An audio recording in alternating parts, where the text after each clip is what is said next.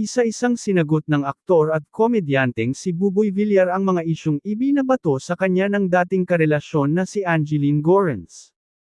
Sa kanyang naging guesting sa Fast Talk with Boy Abunda, nausisa ang aktor kung ano nga ba ang kanyang side of the story, sa kasalukuyang isyung ibinabato laban sa kanya.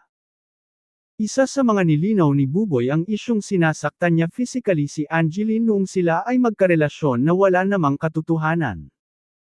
Giit niya, hindi niya pinagbuhatan ng kamay kailanman ang kanyang ex-partner. Tito Boy, pananakal, panununtok, hindi ko kayang gawin yan. Hindi ko po magagawa sa kanya yan, saad ni Buboy. Aniya, hindi sa kanya galing ang mga nakuhang pasa ni Angeline. Nagpapadidi siya ng anak namin, nakikita ko yun, sasakalin ko po, or mayroon pa po akong nabasa na tinutukan ko po siya ng kutsilyo. Sa pagtutok ng kutsilyo, pananakit, nakita ko yung mga pasa sa screenshot.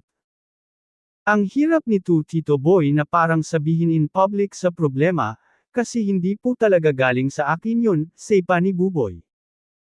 Hindi raw masabi ng aktor sa publiko ang isyung ito para na rin sa kapakanan ng kanilang mga anak, at alam nila ni Angeline kung ano ang pinagdaraanan ng huli. Alam niya kung saan galing yung pasa na yun at hindi po galing sa akin yun, sabi pa ni Buboy. Bukod pa rito, may respeto siya kay Angeline at minahal niya ito kaya malabong masaktan ito. Lahad ni Buboy, kahit kailan, hindi pumasok sa isipan ko po na ilagay ang aking mga kamay sa kanya o saktan siya. Hindi ko po gagawin yun, napakalabo, mahal na mahal ko po yung mga anak ko. May respeto po ako sa kanya, minahal ko po siya, hindi ko po gagawin sa kanya yon. Hindi ko po siya pinagbuhatan ng kamay, hindi totoo na sinakal ko siya habang nagpapadede. Wala po akong kinalaman. Aminado rin si Buboy na sa ngayon ay masama ang loob niya dahil sa mga isyong naglalabasan.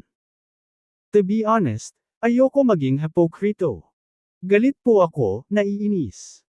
Lagi po ako nagpe-pray Tito Boy, sana mag-heal siya para sa dalawa naming anak, lahad ni Buboy. Para sa mga hindi aware, may dalawa siyang anak sa dating partner na sina Vlance Caroline at George Michael.